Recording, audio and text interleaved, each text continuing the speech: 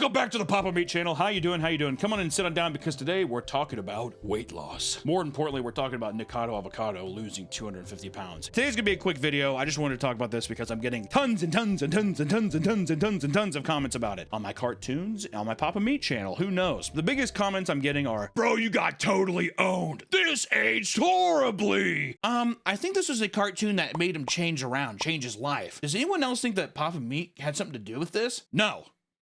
No to all of that. First off, I just want to say I made a cartoon 2 years ago, almost 3 years ago, called King of Mukbang. And it was just about Nikocado, and the whole thing is that it's kind of a parallel on King Midas. And I would say people were saying that like I owned him, as if I'm like making fun of him for being fat, which if you watch the video, I hope that that's not the case at all. If anything, it felt even self-reflective in a way of how I feel about my own weight. I think we've even said this before because we made a response video to his initial response to it because he made a video and it was really funny. But the whole idea is that it was supposed to be sympathetic of like kind of the choices you make lead to these disastrous results, especially consuming disgusting stuff. And especially the way that he put himself out there was rage baiting people. A lot of his content years ago, by this point now, was him saying like breaking up with his husband and all this kind of toxic stuff that he put out there. It was very rage bait kind of stuff. The idea that I had was just trying to put sympathy to it. I felt bad for Nick, and luckily I got to meet him. It was amazing. I was glad I got to meet him because the whole thing, we even said this in the video, was that I know that it's an act. I mean, it's rage bait. It's clip farming before clip farming, pretty much. I got to meet Nick, luckily, because he was doing stuff with Oompaville at the time, and I got to drive down and meet him. And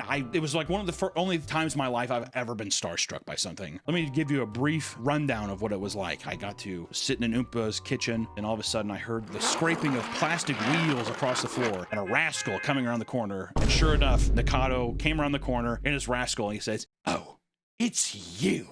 And it was like, it felt like Christmas morning. It felt like, I was like, this is unbelievable. And we had such an amazing day of just hanging out. I got to meet him. He was the sweetest guy. I mean, completely opposite to what you see online. Couldn't have been sweeter. Maybe he feels differently about the cartoon, but it seemed like he, I don't know, enjoyed it or got that it wasn't supposed to be spiteful by any means. But we did it like a mukbang together with me, Oompa, and him. And the recording of it is so funny. But if you guys could have seen the behind the scenes, I don't know if there's any behind the scenes stuff. It was so funny. It was so much fun. That dude's farts smell rancid. It was disgusting. Oop, I have to fart. Brace! Brace! Come on! Brace! No, don't fart! Brace! Brace!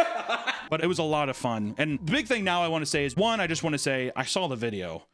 Weird video with the panda head, and he does this kind of like weird Joker thing about how he's 2 steps ahead and how this has been some giant social experiment. I feel as if I'm monitoring ants on an ant farm, thirsty for a distraction from time unspent.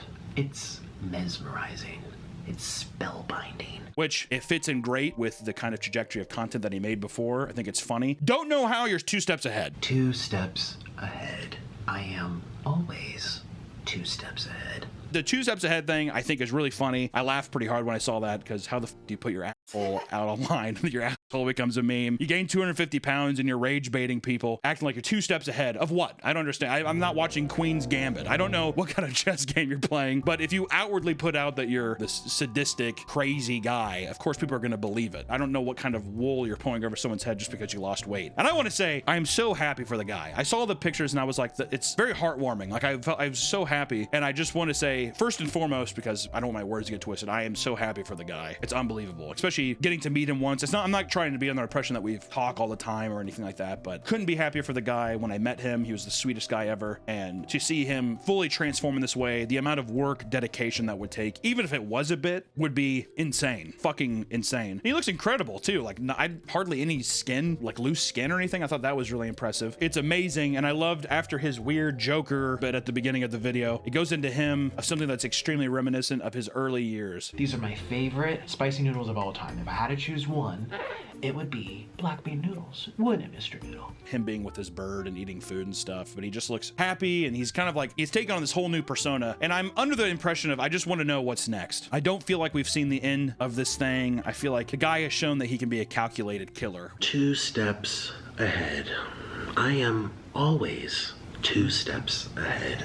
with this stuff. So I'm curious to see what's next. You know, a lot of people have made content about Nick and this whole situation before. I mean, tons of documentaries. I mean, he's been on television. There's been all kinds of drama with him over the years, which you'd have to assume part of it is fabricated or if it's a part of some kind of plan. But I think it's interesting to see how people respond to this, of how somebody can portray themselves as this lunatic online. I mean, does anyone remember the sleep apnea thumbnails? Those were some of my favorite thumbnails on the it was so unhinged. But now just because he lost the weight, they're like, he fooled us. I just don't understand how I was fooled. How was I fooled? Just because you lose weight doesn't mean that you got one over on us. I think it's amazing. This is my hope for the future. He starts off with this innocent act again, and then he starts introducing just a little bit more of the crazy again. What if it's a repeating cycle? Well, that's what I was saying, is it could be a repeating cycle of, does he do it all over again? And is that the social experiment of how you just disregard? Because if anything, the social experiment to me is that if a guy lost 250 pounds after doing all of the crazy shit he did, all of the unhinged crazy stuff that he has brought into the world, lose all the weight for people to make him a patron saint online, and then just be like, fuck you, and do it all again, that's an insane social experiment. The back and forths between things, people are so whiplashed by things right now, it's incredible. I just hope the crazy gets back in. If his mukbangs were all an experiment and it was all fabricated, I can't wait to see what kind of craziness comes next, because there's got to be something. Motherfucker can't come back and just start eating noodles again like nothing happened. You know what I mean? Cannot emphasize enough how happy I am for the guy, and especially how excited I am for crazy stuff to come in the future. Or at least I'm hoping, I'm praying that some craziness comes in the future. I wish him nothing but the best, you know? And like I said too, sometimes I think when people consume content online, they're not actually watching something. It's like a collection of images that are just appearing in front of their face, and they form their own opinions and thoughts on it without really digesting some of the stuff that happened. And I wanted to reiterate again, as I did years ago, that my video is not to make fun of him. It's not to ever disparage people for their weight or something. There's people that I dislike that are very petty cartoons. Don't get me wrong. I make that shit.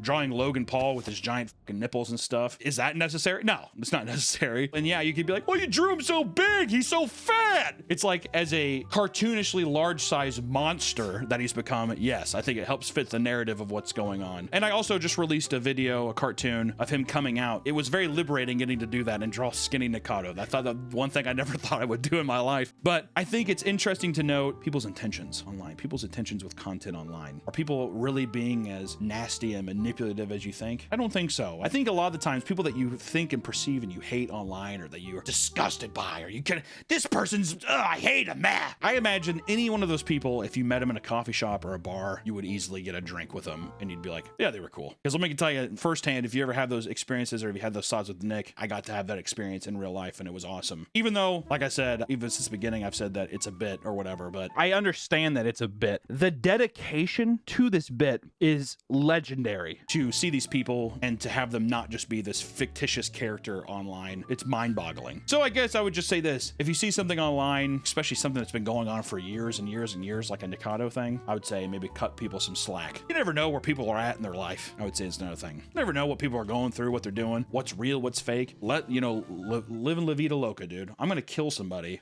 and I'm gonna lose weight and then no one will care.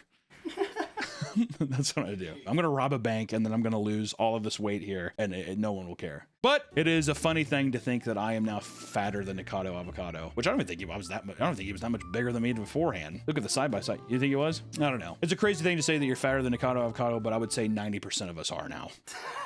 So rejoice in that fun feeling of maybe this will motivate more people to get in shape or do something like that as well, because hell has officially frozen over, I think, to some people. But just a little quick little thought thing. I'm tired of seeing in my comments, let's move on.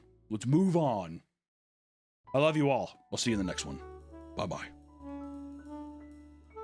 There's no way I'm gonna wear a red shirt as a fat guy right now to accentuate every fucking role I have. So if anything, editor, put a red shirt on me and just make me skinny real quick. I wish it was that easy, dude. That'd be so sick.